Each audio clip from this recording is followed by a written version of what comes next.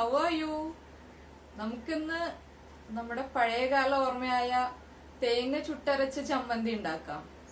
ഇത് പണ്ട് കാലത്ത് നമ്മള് അടുപ്പൊക്കെ ഉള്ളത് കൊണ്ട് അടുപ്പിലാണ് തേങ്ങയും ഉള്ളിയും വറ്റൽമുളകും എല്ലാം ചുട്ടെടുത്തിരുന്നത്.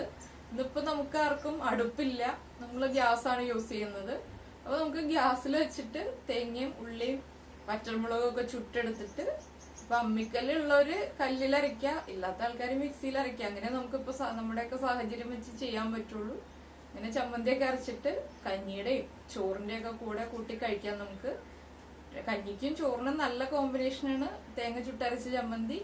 അപ്പൊ നമുക്ക് ചമ്മന്തി റെഡിയാക്കാം. നമുക്ക് ഇൻഗ്രീഡിയൻസ് നോക്കാം.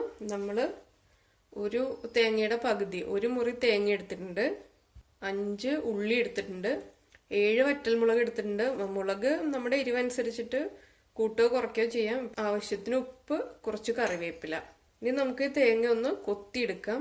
ഇപ്പൊ നമ്മുടെ തേങ്ങ ഇതുപോലെ ചെറിയ തിക്നെസ്സിൽ കൊത്തിയെടുത്തിട്ടുണ്ട്. ഇനി നമുക്കിത് ചുട്ടെടുക്കാം. ഇപ്പൊ നമ്മള് തേങ്ങ ഇതുപോലെ ഒരു കമ്പിയുടെ തുമ്പില് കുത്തിയെടുത്തിട്ടുണ്ട്. കയ്യിലുള്ളത് അതോ ഇങ്ങനെ തേങ്ങ കുത്തി വയ്ക്കാൻ പറ്റുന്ന ഇതിലാണോ അതുപോലെ ഉള്ളതിൽ നമുക്ക് കുത്തിയെടുക്കാം. പിന്നെ അടുപ്പുള്ള ആൾക്കാരാണെങ്കിൽ നമുക്ക് അടുപ്പിൽ കനലിൽ ചുട്ടെടുക്കാം. അടുപ്പില്ലാത്തതുകൊണ്ടാണ് ഞാനിപ്പോൾ ഇങ്ങനെ ചെയ്യണത്. ഇനി നമുക്ക് ഗ്യാസ് കത്തിച്ചിട്ട് ഇത് ചുട്ടെടുക്കാം. ഒരു മീഡിയം ഫ്ലെയിമിൽ ചുട്ടാൽ മതി കേട്ടോ, ഒരുപാട് തീ വേണ്ട. ഇത് നമുക്കിത് തീയിൽ കാണിച്ചിട്ട് ഇട്ടെടുക്കാം. അങ്ങോട്ടും ഇങ്ങോട്ടൊക്കെ ഒന്ന് തിരിച്ച് കൊടുക്കുക.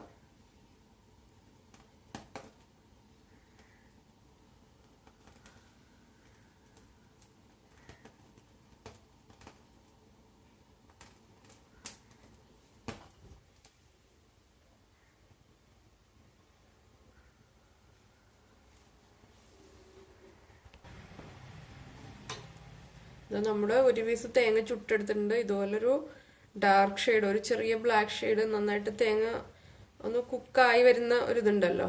ഇതുപോലെ ഇങ്ങനെ എല്ലാ സൈഡിലും ഇങ്ങനെ കളർ ചേഞ്ച് വന്നു കഴിയുമ്പോൾ നമുക്ക് ഈ കമ്പിയിൽ നിന്ന് മാറ്റിയിട്ട് ഇതിൽ അടുത്ത പീസ് വെച്ചിട്ട് ചുട്ടെടുക്കുക. ഇതുപോലെ നമുക്ക് എല്ലാം ചുട്ടെടുക്കാം. ഇപ്പൊ ഇതാ നമ്മുടെ തേങ്ങയുടെ പീസസ് ഒക്കെ നന്നായിട്ട് ചുട്ടെടുത്തിട്ടുണ്ട്. ഇതുപോലെ ചുട്ട് എടുത്തിട്ടുണ്ട്. ഇങ്ങനെ നമ്മൾ ചുട്ടെടുക്കാനായിട്ട്, ഈ ചമ്മന്തി അരയ്ക്കാനായിട്ട് വല്ലാതെ ഉണക്കത്തേങ്ങയല്ല, എന്നാ പച്ചത്തേങ്ങയും അല്ല, ഒരു നന്നായിട്ട് മൂത്ത തേങ്ങയായിരിക്കണം. തേങ്ങ ഉണക്കത്തേങ്ങ ആവുന്നതിന്, നന്നായിട്ട് ഉണങ്ങിയ തേങ്ങ ആവുന്നതിന് മുൻപുള്ളൊരു അവസ്ഥയുണ്ടല്ലോ തേങ്ങയുടെ, ആ തേങ്ങയാണ് നമ്മൾ എടുക്കേണ്ടത്.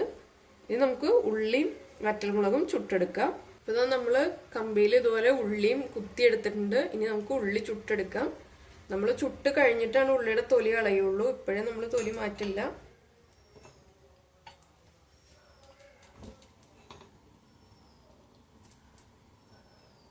ഇതുപോലെ ഇപ്പോൾ ഉള്ളിയുടെ തൊലിയൊക്കെ നന്നായിട്ട് കരിഞ്ഞു വന്നിട്ടുണ്ട്. ഈ ഒരു പരുവത്തിൽ നമുക്ക് ഇതുപോലെ നമുക്ക് ചുട്ടെടുക്കാം. നമ്മുടെ ഉള്ളി ഇതുപോലെ നമ്മൾ ചുട്ടെടുത്ത് വെച്ചിട്ടുണ്ട്. ഇനി നമുക്ക് വറ്റൽമുളക് ചുട്ടെടുക്കാം.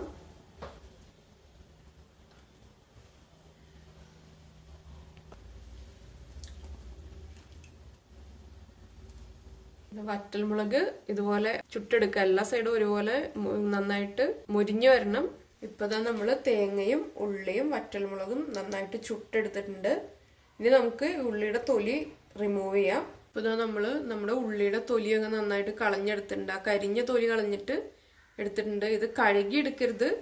നമ്മളൊരു ചെറിയ ക്ലോത്ത് യൂസ് ചെയ്തിട്ട് തൊലി കളഞ്ഞിട്ടൊന്ന് തുടച്ചെടുക്കാൻ പാടുള്ളൂ. നമ്മൾ ചട്നി വെള്ളം ഇല്ലാതാണ് അരയ്ക്കുന്നത്, അതുകൊണ്ട് ഇതിലൊന്നും വെള്ളത്തിന്റെ അംശം ഉണ്ടാവാൻ പാടില്ല. ഇനി നമുക്ക് മിക്സിയുടെ ജാർ എടുക്കാം.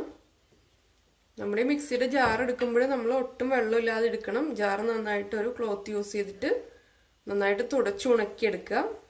ഇതിലേക്ക് ഒരു 2-3 ഉള്ളി, എന്ന് വെച്ചാൽ നമുക്ക് ഒരുമിച്ച് അടിച്ചെടുക്കാൻ പറ്റില്ല, അതുകൊണ്ടാണ് ഒരു 3 വറ്റൽമുളക്, കുറച്ച് തേങ്ങ നമ്മൾ ചുട്ട് വെച്ചത്. ഇങ്ങനെ കുറച്ചായിട്ട് നമുക്ക് അടിച്ചെടുക്കാം. ഇതൊന്ന് ആദ്യം അടിച്ചെടുക്കാം. നമുക്ക് കുറച്ച് കറിവേപ്പിലയും ചേർക്കാം.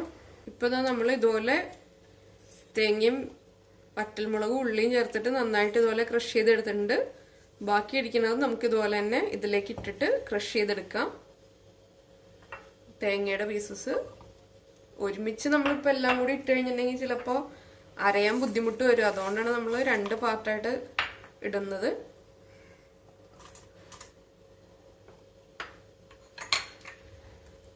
നമ്മൾ ചമ്മന്തിയിലേക്ക് ഉപ്പ് ചേർത്തിരുന്നില്ല. ഇനി നമുക്ക് ആവശ്യത്തിന് ഉപ്പും കൂടി ചേർത്തിട്ട് ഒന്നും കൂടി ക്രഷ് ചെയ്തെടുക്കാം.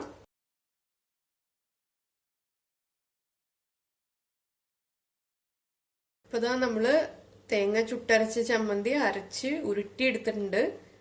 ഞാനിതിപ്പോ മിക്സിയിൽ ഒന്ന് ക്രഷ് ചെയ്തെടുത്തിട്ട് പിന്നെ അമ്മിക്കല്ലിൽ വെച്ചിട്ട് അരച്ചെടുക്കുകയാണ് ചെയ്തത്. അപ്പൊ അമ്മിക്കല്ലുള്ള ആൾക്കാര് മിക്സിയിൽ ക്രഷ് ചെയ്തതിന് ശേഷം കല്ലിലൊന്ന് അരച്ചെടുക്കുക. അപ്പൊ ഇതുപോലെ നമുക്ക് ഉരുട്ടി കറക്റ്റ് നല്ല ടേസ്റ്റ് ആയിട്ടുള്ള പണ്ടത്തെ ടേസ്റ്റ് കിട്ടണമെങ്കിൽ ഇതുപോലെ കല്ലിൽ അരച്ചെടുക്കണം. പിന്നെ കല്ലില്ല, മിക്സി മാത്രമേ ഉള്ളൂങ്കിൽ നമുക്ക് മിക്സിയിൽ ക്രഷ് ചെയ്തെടുക്കാം. എന്നിട്ട് ആ കല്ലിലേക്ക് കുറച്ച് നല്ല ചൂട് ചോറും കൂടി ഇട്ടിട്ട് കുഴച്ച് കഴിക്കുകയാണെങ്കിൽ നല്ല ടേസ്റ്റ് ആണ്.